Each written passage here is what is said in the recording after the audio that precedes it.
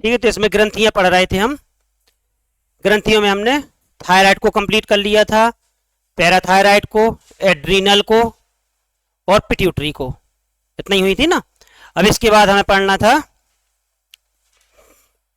कौन सी पढ़ने, थायमस।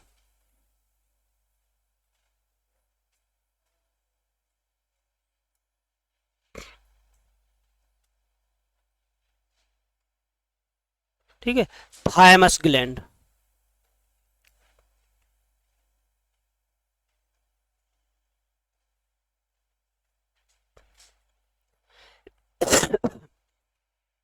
अगली ग्रंथि पढ़ेंगे हम थायमस। अब ये कहां पे होती है, इसकी पोजीशन कहां पे होती है, तो हम देखते हैं ट्रैकिया के दोनों तरफ। एक ट्रैकिया है ना, ये हम देखते हैं ट्रैकिया है, और ट्रैकिया के दोनों तरफ है ना, इस तरफ भी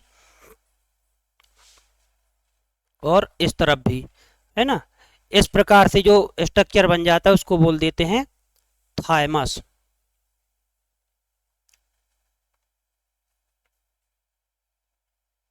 ठीक है, तो यदि कहाँ पे इसकी पोजीशन है, कहाँ पे स्थित होती है, तो ट्रैकिया के दोनों ओर, यानी श्वास नली के दोनों ओर, है ना। तो श्वास नली के दोनों ओर स्थित होती है। कौन सी ग्रंथि होती है, इसका काम क्या होता है, जो हमारा इम्यून सिस्टम होता है, यानी प्रतिरक्षा तंत्र, है ना, तो इसको डेवलप करती है। तो यदि आ जाए कि हम ऐसी कौन सी ग्रंथि ह्यूमन बॉडी में जो हम देखते प्रतिरक्षा तंत्र का निर्माण करती है, इम्यून सिस्टम का निर्माण करती है, तो थायमस। हाँ, एक समय के बाद, या हम देखते हैं यौवनावस्था के बाद ये छोटी होने लगती है ना। कौन सी ग्रंथि है जो वृद्धावस्था में पूरी तरह से लुप्त हो जाती है, तो भी थायमस, है ना। तो लिख लें,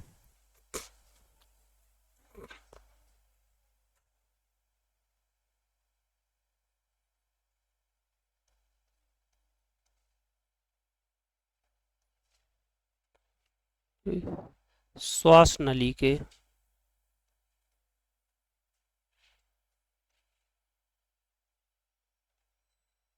ठीक है, यह ग्रंथि श्वास नली या ट्रैकिया के दोनों ओर स्थित होती है।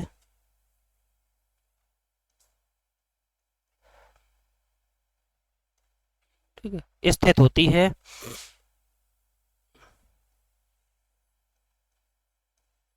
ठीक, इसका निर्माण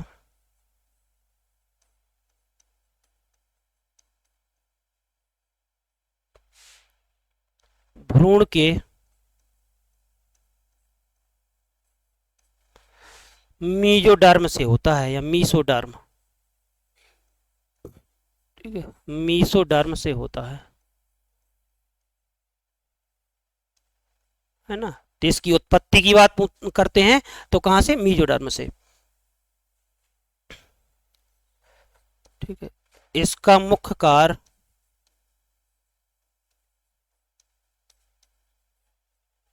ठीक है मनुष्य में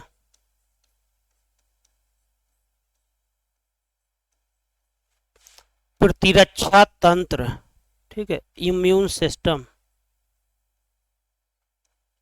मनुष्य में प्रतिरक्षा तंत्र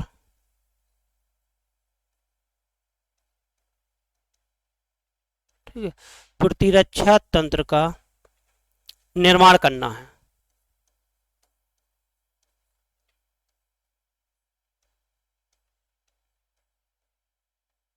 ठीक है, तो कौन सी ग्रंथि है जो मनुष्य में इम्यून सिस्टम को जनरेट करती है, तो ये हो जाएगी। अब इम्यून सिस्टम का काम क्या होता है, तो हम जानते ही हैं कि हमारे शरीर में इम्यूनिटी उत्पन्न करना, है ना, यानी रोग प्रतिरोधक क्षमता उत्पन्न करना, इम्यून सिस्टम का निर्माण करना है, जिसके लिए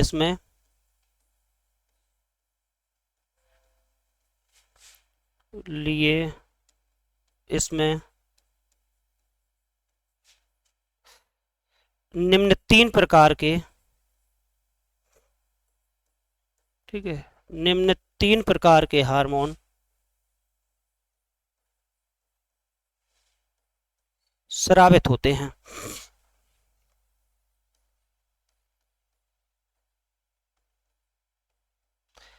है ना। तो इससे कितने प्रकार के हार्मोन का सिक्रेशन होता है, तो 3। पहले लिखेंगे हम थायमोसिन, थायमोसिन,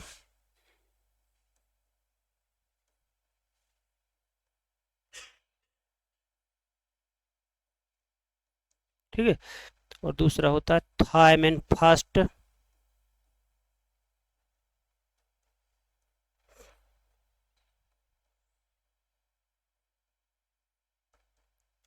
ठीक है, थायमिन फास्ट, और तीसरा थायमिन सेकंड।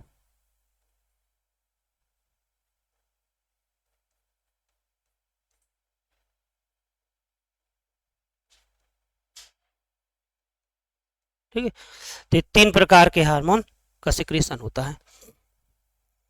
ठीक है, तो कहाँ स्थित होती है, ट्रैकिया, ट्रैकिया के दोनों ओर श्वास नली। अब यह एक क्वेश्चन हमने देखा था एग्जाम में, क्वेश्चन पूछा गया था, जो श्वास नली होती है, ट्रैकिया होती है, तो इसमें रिंग लाइक स्ट्रक्चर जो पाए जाते हैं तो वेंट्रली होते हैं, डोर्सली होते हैं। तो डोर्सली मतलब इनमें जो गड्ढे होते हैं, स्पेस होते हैं, तो कहाँ पे होते हैं, तो डोर्सली यानी पृष्ठ भाग पर स्थित होते हैं, है ना। वेंट्रलियन अग्रभाग पर, है ना, और डोर्सली पृष्ठभाग पर, तो पीछे की ओर स्थित होते हैं, है ना। ठीक है, तो श्वास नली कौन सी परत से निर्मित होती है, तो मीजोडर्म से। अब कभी कभी पूछ लेते हैं अब इनका काम क्या होता है, तो ये हम लिख चुके हैं कि सभी हार्मोन मिलकर क्या करते हैं, प्रतिरक्षा तंत्र का निर्माण करते हैं।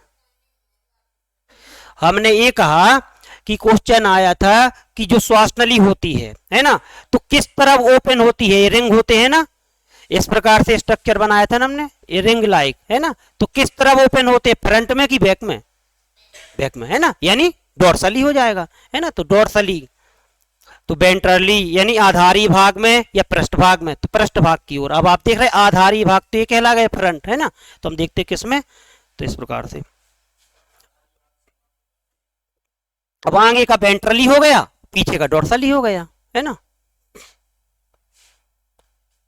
अब इसी में लिख लीजिए थोड़ा और इसमें,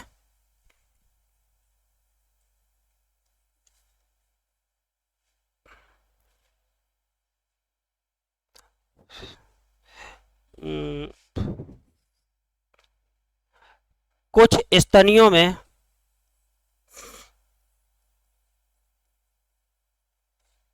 ठीक है, मैमल्स, ठीक है, कुछ स्तनियों में यह ग्रंथि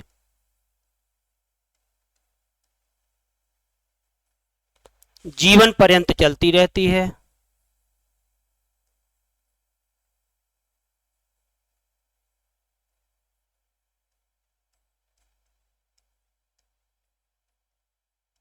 ठीक है, किंतु मनुष्य में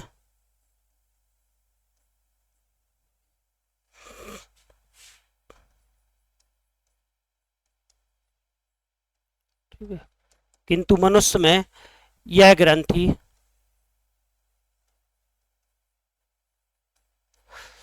यौवनावस्था,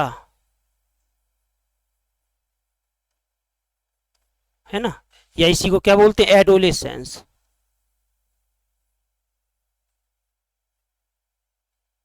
है ना। जानते हो ना क्या होती है, 13 से बाद की अवस्था, कह नहीं देते कि पत्थर में यदि पैर मारो तो पानी निकल आए, ये अवस्था होती है, मतलब युवावस्था, किशोरावस्था, है ना, यौवनावस्था, है ना, या संवेगों का काल, है ना। इस अवस्था में जो 13 से 19 वर्ष के बालक होते हैं उनमें संवेग अपार होते हैं, है ना। क्या, हाँ, तूफान की अवस्था भी बोलते हैं, प्यूबर्टी एज भी बोलते हैं, है ना। मनुष्य में यह ग्रंथि यौवनावस्था के प्रारंभ होने के पश्चात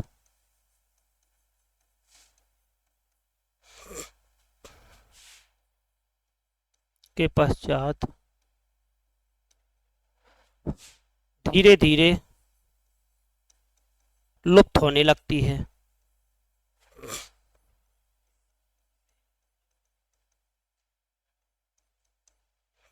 होने लगती है,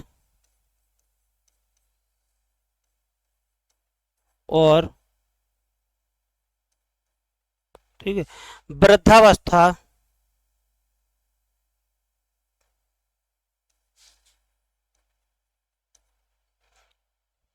वृद्धावस्था तक पूरी तरह लुप्त हो जाती है।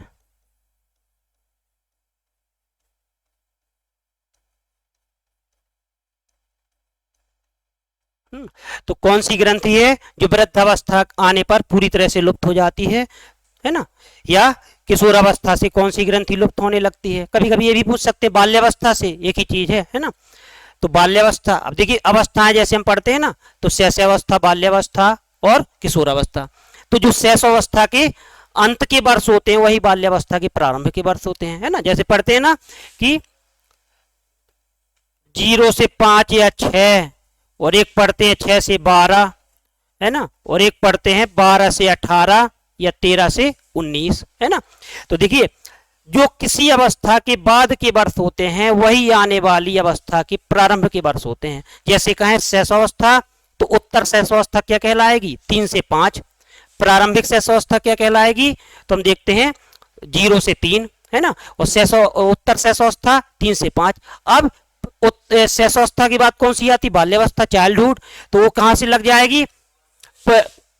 या 6 से 12। लेकिन यदि आ जाए कि पूर्व पूर्व बाल्यावस्था, तो पूर्व बाल्यावस्था कहां से हो जाएगी? जो उत्तर शैशवावस्था है वही बाल्यावस्था के प्रारंभ के वर्ष होते हैं, है ना? तो इस प्रकार से अब बोलते नहीं टीनेजर्स, है ना? बोल देते हैं ना एक शब्द टीनेजर्स।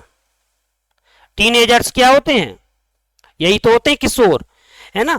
यानी 13 वर्ष से लगा के 19 वर्ष तक के जो बालक बालिकाएं होती हैं उनको बोल दिया जाता है टीनेजर्स। क्यों? जब हम गिनती पढ़ते हैं तो 13 से लगाकर 19 तक केवल 3 शब्द आता है, और कहीं फिर 3 शब्द नहीं आता है। 100 तक गिनती में आता है, कहीं 3 शब्द नहीं आता है, केवल 13, 14, 15, 16, 17, 18, 19। तो इसीलिए टीनेजर्स बोल देते हैं, है ना? तो टीनेजर्स क्या है? वही किशोरावस्था है, वही युवावस्था है, वही संवेगों की अवस्था है। इसमें क्या होता है? व्यक्ति संवेगों को व्यक्त कर देता है ना?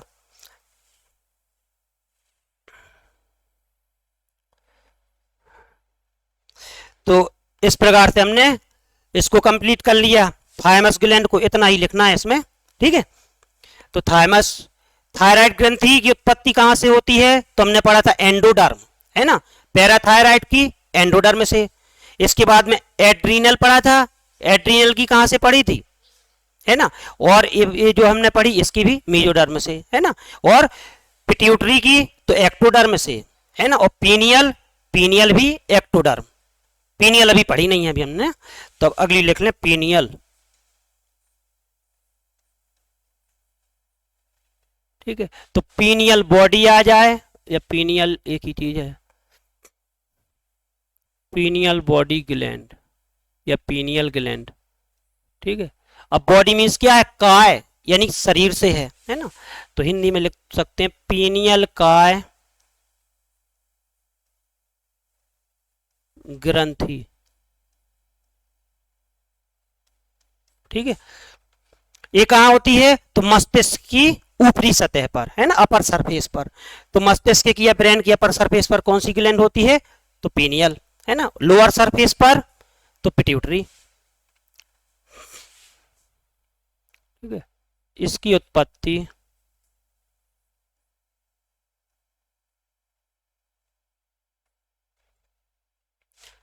भ्रूण की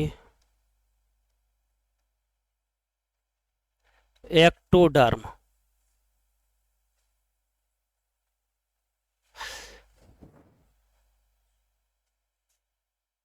ठीक है? एक्टोडर्म, है ना?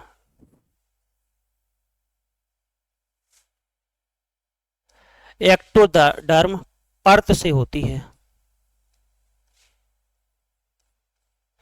तो जनरली कभी कभी यही क्वेश्चन पहला पूछ लेते हैं कि इसकी जो उत्पत्ति होती है तो कहां से होती है? तो एक्टोडर्म से। मनुष्य में यह ग्रंथि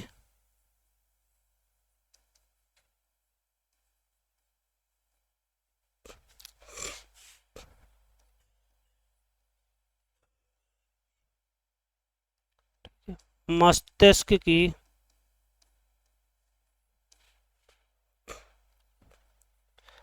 अपर सरफेस, ठीक है, ऊपरी सतह पर स्थित होती है।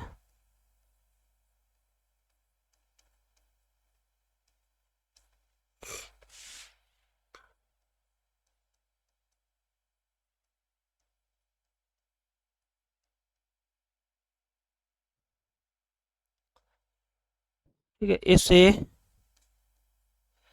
अब पीयूष ग्रंथि को हमने क्या पढ़ा था, हाइपोफाइसिस पढ़ा था ना, इससे एपिफाइसिस,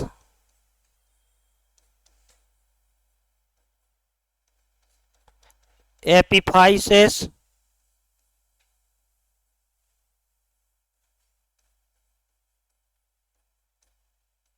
ठीक है, अथवा तीसरा नेत्र भी कहते हैं, है ना, तीसरा नेत्र भी कहते हैं।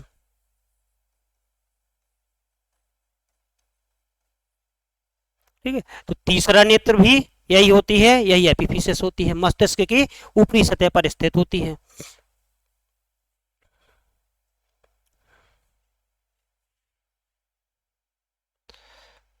इस ग्रंथि से, ठीक है, इस ग्रंथि से निम्न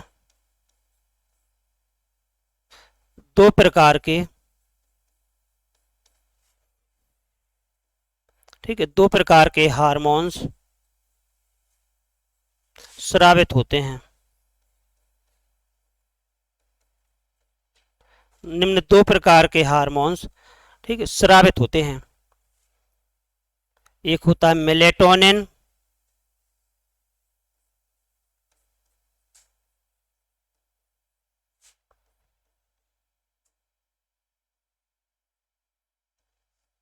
टोनिन, ठीक है, और एक होता है सेरोटोनिन।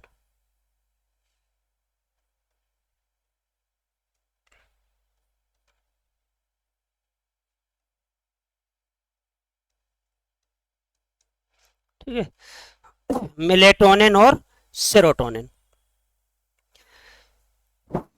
तो पूछ सकते हैं मेलेटोनिन किस ग्रंथि से स्रावित होने वाला हार्मोन है, या सेरोटोनिन किस ग्रंथि से स्रावित होने वाला हार्मोन है ना।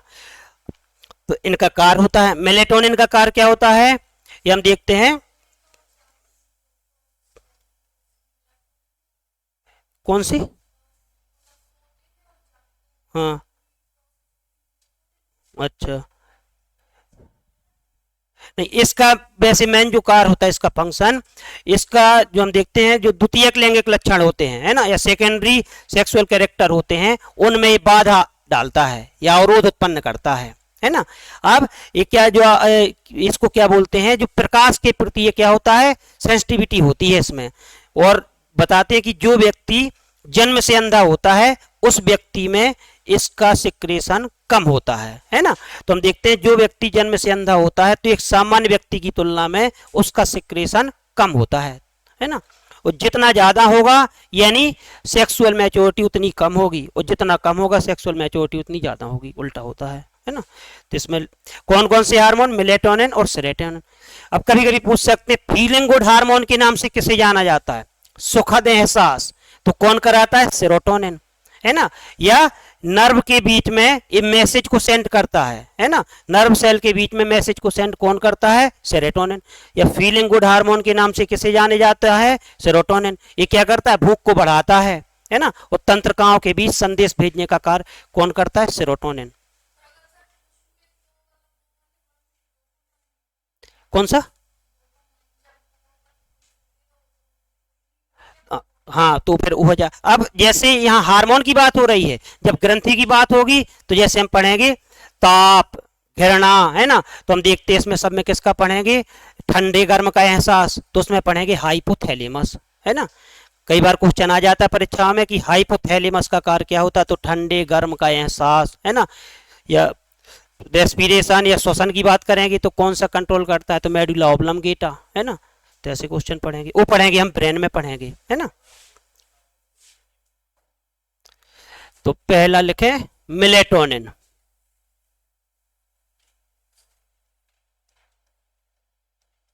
ठीक है, मेलेटोनिन हार्मोन। यह हार्मोन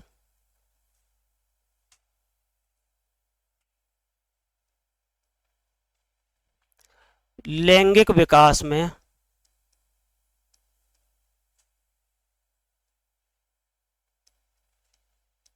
लैंगिक विकास या जननांगों के विकास बोल सकते हैं, सेक्सुअल मैच्योरिटी में, लैंगिक विकास में अवरोध उत्पन्न करता है।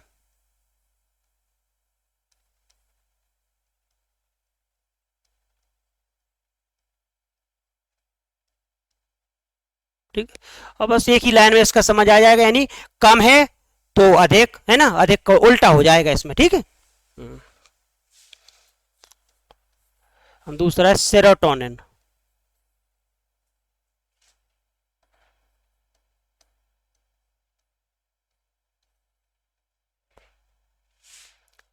यह हार्मोन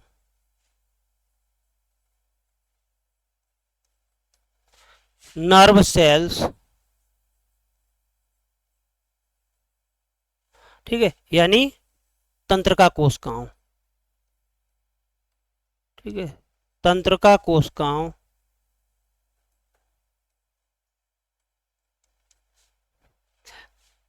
के बीच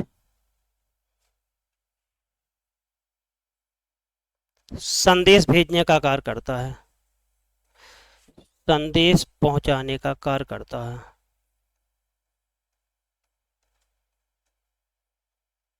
करता है, ठीक है, इससे फीलिंग गुड,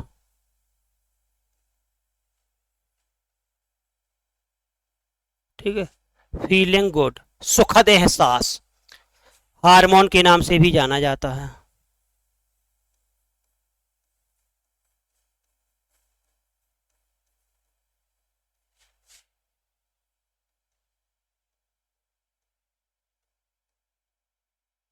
ठीक है, कितना लिखना है इसमें।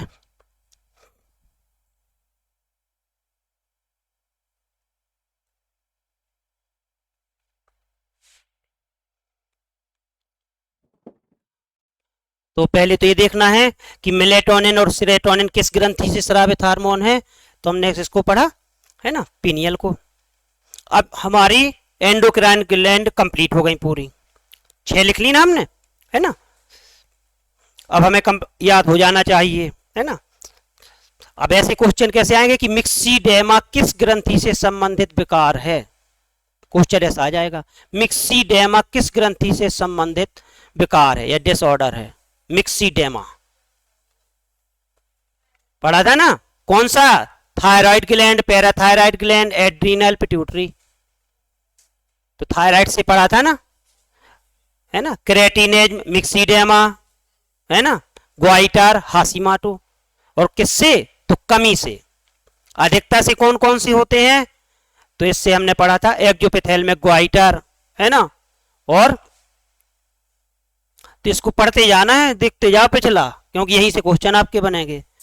तो इनको कंप्लीट कर लिया। अब इसके बाद हमने बहिर्स्रावी ग्लैंड पढ़नी थी, है ना, तो हम थोड़ी देख लें इसको। तो इसमें पहली हमने लिख लिया था, अब कोटेशन पहली बनवा दिया था। तो बहिर्स्रावी ग्रंथि में हमें क्या क्या पढ़ना है, लीवर पढ़ना है, और हम देखते हैं सेलाइवरी ग्लैंड पढ़ना है ना। तो लीवर को हम देख लें थोड़ा। सबसे पहले लीवर, ठीक है, या यकृत, ठीक है। अब तो सबसे पहले लीवर हमारी बॉडी में कहां स्थित होता है, दाएं बाएं, है ना, कहां होता है, राइट में होता है, दाएं।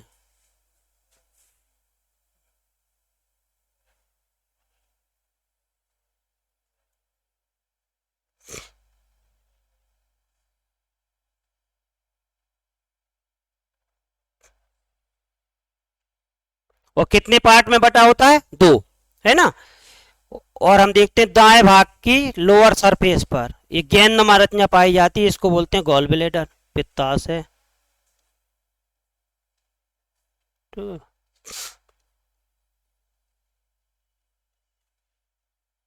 पित्ताशय, ये क्या है, लीवर,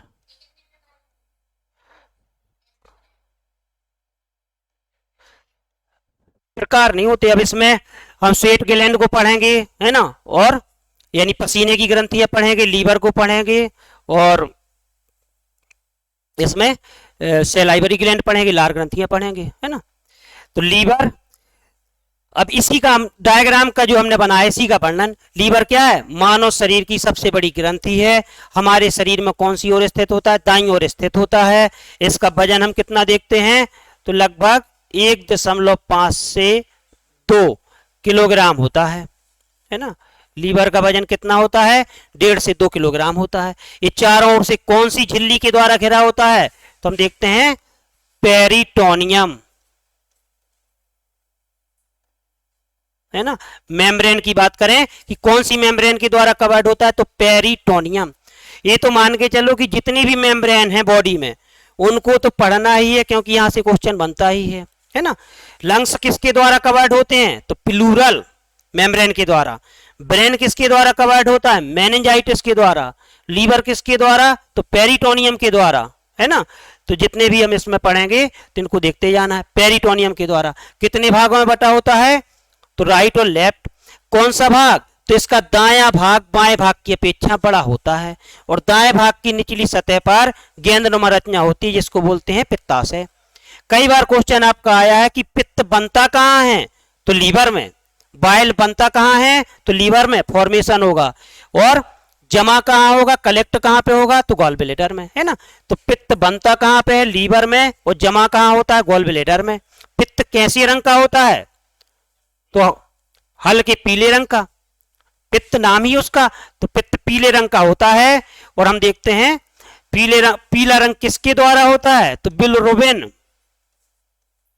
है ना, बिलरुबिन पिगमेंट के कारण। यही हम उसमें पढ़ा था ब्लड में कि प्लाज्मा का हल्का पीला होता है तो कौन सा पिगमेंट पाया जाता है? बिलरुबिन, है ना। इसमें भी बिलरुबिन आ जाएगा, है ना। यकृत क्या है? मानव शरीर की सबसे बड़ी ग्रंथि है। और हमारी बॉडी का ऐसा कौन सा अंग है जिसकी रीजनरेशन कैपेसिटी या पुनरुत्थान भवन क्षमता सबसे अधिक होती है? लीवर, है ना।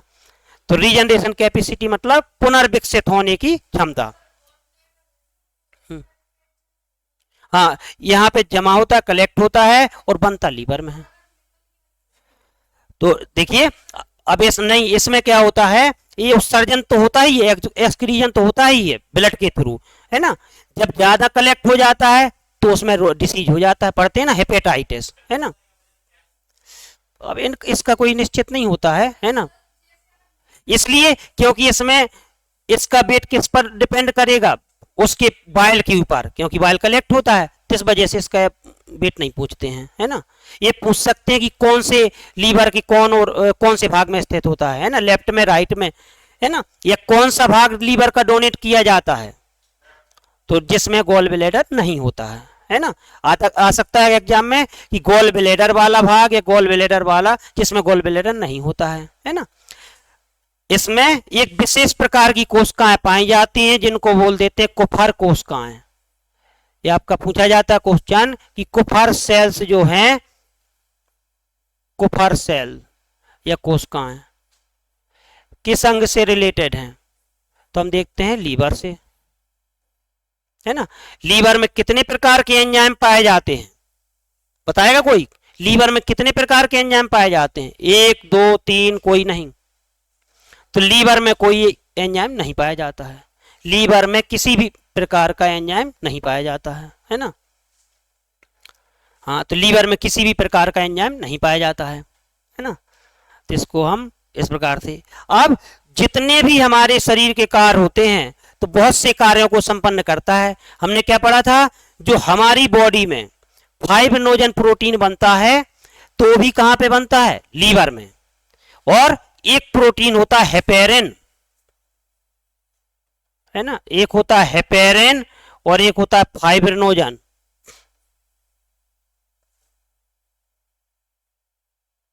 दोनों की उत्पत्ति कहां पे होती है? लीवर में।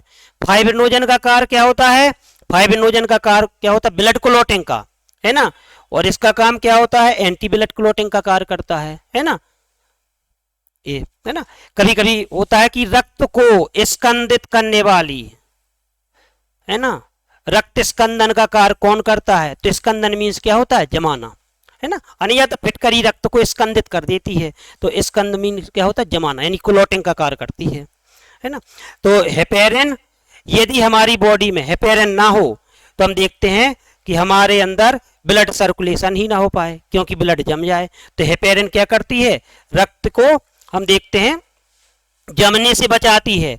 और जब यदि चोट लगती है और फाइब्रिनोजन का निर्माण ना हो तो हमारी बॉडी से रक्त लगातार निकलती रहे, फाइब्रिनोजन प्रोटीन ना हो, तो फाइब्रिनोजन ब्लड क्लोटिंग का कार्य करती है। और दोनों का निर्माण कहाँ पे होता है? तो लीवर में, है ना। जब कोई व्यक्ति पॉइजन खा के या देकर मरता है तो हम देखते हैं उसके शरीर के कौन से भाग का पीएम किया जाता है? लीवर का। जब कोई व्यक्ति की विषैले पदार्थ खाने से मृत्यु हो जाती है या जहरीले पदार्थ, तो हम देखते हैं उसके किस अंग का, बॉडी के किस अंग का पीएम किया जाता है? तो लीवर का, है ना। इससे पता जाए कोई अल्कोहल से पीने से मृत्यु हो जाए जहरीली वस्तु से, तो हम देखते हैं लीवर का पोस्टमार्टम करते हैं फिर, है ना। इसमें इसे क्या कहते हैं? हमारे जो शरीर का व्यस्ततम बंदरगाह वो है ना। व्यस्ततम बंदरगाह, बिजिएस्ट पोर्ट की बात करें या आवर की बात करें, है ना, हार्बर की बात करें, तो सबसे व्यस्ततम बंदरगाह है। यदि कहें व्यस्ततम अंग तो हार्ट है ना। और लेकिन कहें व्यस्ततम बंदरगाह है ना, या बायोकेमिकल लैब के नाम से किसे जाना जाता है ना, जैव रासायनिक प्रयोगशाला के नाम से किसे जाना जाता है? तो भी लीवर को, है ना। क्या है? बिल्कुल है। अब इसीलिए क्योंकि ये इसकी कनेक्टिविटी कहां से रहती है? स्टोमक से रहती है ना।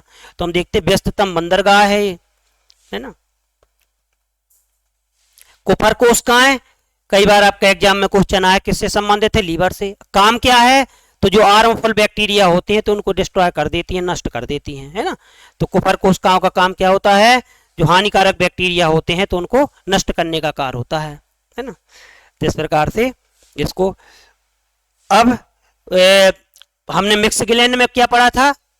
तो पैनक्रियाज, उसको देख लें, फिर इसके बाद में कल लिख लेंगे इन दोनों को, है ना, डिटेल से। पैनक्रियाज, इसको भी देख लें, ठीक है। अग्नाशय, ठीक है। यदि क्वेश्चन आता है कि मानव शरीर की सबसे बड़ी मिश्रित ग्रंथि है या मिक्स्ड ग्लैंड है, तो अग्नाशय, पैनक्रियाज। हमारे शरीर की या मानव शरीर की दूसरी सबसे बड़ी ग्रंथि है, तो फिर भी इसका आंसर आएगा पैनक्रियाज, ठीक है। कुछ भी ना दिया गया हो, ये लिखा हो कि हमारे शरीर की सबसे बड़ी ग्रंथि तो लीवर, और सबसे बड़ी दूसरी सबसे बड़ी ग्रंथि तो लीवर के बाद इसका नाम आता है ना। लीवर कितना होता है? 1.5 से 2 किलोग्राम। इसका वजन होता है लगभग 150 ग्राम, है ना। हाँ, अभी हम देखते हैं एक कहाँ पे होता है, तो यहाँ, हाँ,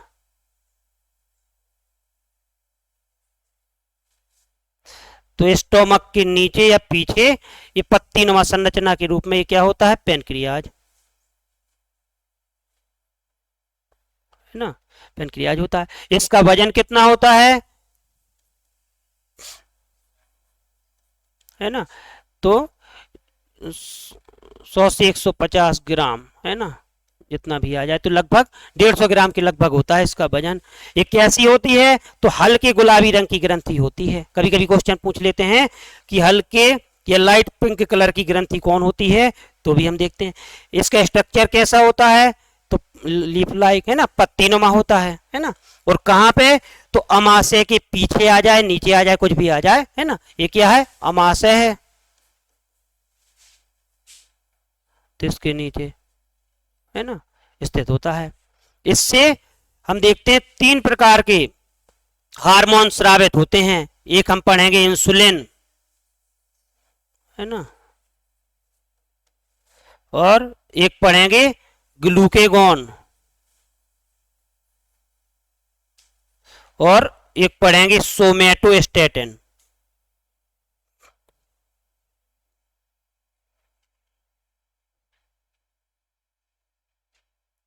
ठीक है, सोमैटोस्टैटिन, ठीक है। इंसुलिन, ग्लूकेगॉन और सोमैटोस्टैटिन।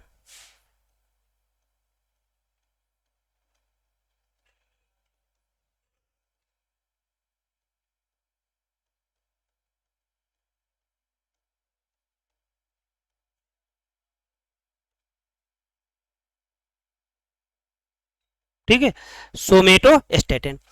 अब देखिए इंसुलिन, इंसुलिन का कार्य क्या होता है? जो इंसुलिन है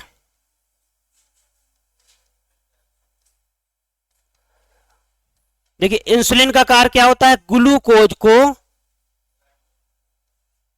ग्लूकोज को ग्लाइकोजन में कन्वर्ट करना। ठीक है, देखिए इसको अच्छी तरह से समझ लीजिए, यहां से कई प्रकार से क्वेश्चन बनेंगे। इंसुलिन का कार्य क्या होता है? तो ग्लूकोज को ग्लाइकोजन में कन्वर्ट करना। इंसुलिन का निर्माण कहां होता है? तो हम देखते हैं पैनक्रियाज में। और पैनक्रियाज की कौन सी सेल में? तो बीटा सेल, है ना। 3 प्रकार की सेल होती है, इसको हम लिखेंगे तो बीटा सेल से। अब इंसुलिन का कार्य क्या है? तो इंसुलिन का कार्य क्या है?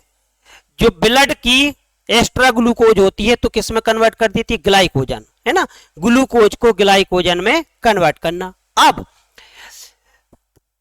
इससे एक डिसीज हो जाता है जिसको बोलते हैं डायबिटीज। अब देखना यहां से फिर क्वेश्चन आएगा, तो डायबिटीज, यदि हमें इंसुलिन का कार्य पता नहीं है तो फिर इसको नहीं बतला सकते। अब डायबिटीज होता है इंसुलिन की कमी से, अधिकता से। तो हमें ये देखना है डायबिटीज में होता क्या है? तो ब्लड शर्करा जो होती है, ब्लड शुगर का लेवल बढ़ जाता है ना। तो हम देखते हैं इंसुलिन की कमी से, इंसुलिन का कार्य क्या होता है? जो एक्स्ट्रा ग्लूकोज होती है तो ग्लाइकोजन में कन्वर्ट कर देती है। यानी जब इंसुलिन की कमी होगी तो रक्त की ग्लूकोज ग्लाइकोजन में कन्वर्ट नहीं होगी, जिससे रक्त में शर्करा का लेवल बढ़ जाएगा, जिसको बोल देंगे डायबिटीज। ठीक है, तो मधुमेह में क्या होता है? इंसुलिन की कमी से। ठीक है, मधुमेह रोग किसकी वजह से होता है? इंसुलिन की कमी से। अब दूसरा क्वेश्चन क्या आएगा कि ग्लूकोज की अधिकता से या कमी से? तो ग्लूकोज की अधिकता। पक्का है कि जब इंसुलिन की कमी होगी तो ग्लूकोज की अधिकता हो जाएगी, है ना।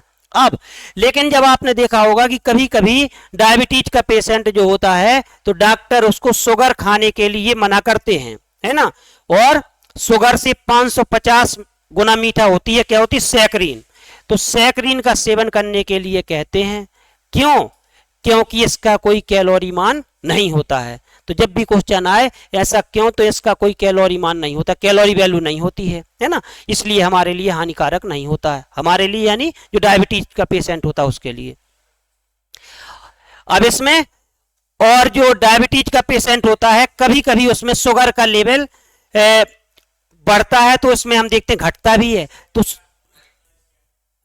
अब मार्केट के प्राइस के लिए अब इसमें लगभग 1 किलोग्राम की बात करें तो 1 किलोग्राम की बात करें तो लगभग 2,500 से 3,000। अब इसमें भी कई प्रकार के प्रोडक्ट होते हैं, है ना, अलग अलग, है ना। अब ये सोचो कि बर्फ फैक्ट्री वाले जो होते हैं, आइस फैक्ट्री वाले, यदि वो शुगर करें तो बोरा के बोरा उसके यहाँ रखे पड़े कहीं, है ना। तो हाँ, तो इसके लिए सैकरीन। ठीक है, अब कभी कभी डायबिटीज का जो पेशेंट होता है तो उसमें इसका लेवल हम देखते हैं, कभी कभी क्या होता है कि शुगर का लेवल घट जाता है, उल्टा होता है। तो जब शुगर का लेवल घट जाता है तो उस स्थिति को क्या बोलते हैं? हाइपोग्लाइसीमिया। हाइपोग्लाइसीमिया। और जब शुगर का लेवल बढ़ता है तो उसको बोलते हैं हाइपरग्लाइसीमिया। हाइपरग्लाइसीमिया, है ना। तो इंसुलिन। इसके बाद हम जैसे देखते हैं ग्लूकेगॉन। तो इसका कार्य क्या होता है? Just opposite. तो इंसुलिन का कार्य क्या है? ग्लूकोज का ग्लाइकोजन में कन्वर्जेशन। और ये क्या करता है? ग्लाइकोजन को, ठीक है, एक ग्लाइकोजन को ग्लूकोज में, है ना, उल्टा है। कभी कभी इसका कार्य पूछ लेते हैं। अब जो तीसरा हम देखते हैं तो उसको हम पढ़ेंगे सोमेटोस्टेटिन, है ना। तो इसका काम क्या होता है? एसिमिलेशन में ये क्या करता है? भोजन के जो स्वांगीकरण की अवधि होती है ना, स्वांगीकरण की अवधि को क्या करता है? बढ़ा देता है। स्वांगीकरण क्या है? जो फूड मटेरियल होता है उसको शरीर के विभिन्न भागों में सप्लाई करना, है ना। तो उसकी अवधि को बढ़ा देता है, जिससे भोजन की जो यूटिलिटी है अधिक समय तक बनी रहती है, यानी भोजन को सड़ने से बच जाता है। ठीक है, तो इस प्रकार से इसको पढ़ेंगे। लार ग्रंथियां, तो हमने पढ़ी ली है ना। कितने प्रकार की होती है? 3 प्रकार की, है ना। कौन कौन सी? तो अधोजिह्वा, अधोहनु और उपकर्ण, है ना। सबलिंगुअल, सब मैक्सिलरी और पैरोटिड, है ना। सबलिंगुअल, सब मैक्सिलरी, सब मैक्सिलरी को ही बोल देते हैं सब मैंडिबुलर, है ना, एक ही चीज है। सबलिंगुअल तो लिंगुअल, लिंगुअल यानी लैंग्वेज का प्रोनाउंसिएशन कहाँ से होता है? तो जीभ से।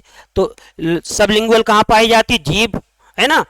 और सब मैक्सिलरी या सब मैंडिबुलर तो जबड़ों में, और पैरोटिड तो कांड के नीचे, है ना। तो 3 जोड़ी पाई जाती हैं। सबसे बड़ी सैलाइवरी ग्लैंड पैरोटिड और सबसे छोटी सबलिंगुअल, है ना। क्वेश्चन आते इस प्रकार से, तो इनको देख लेना है।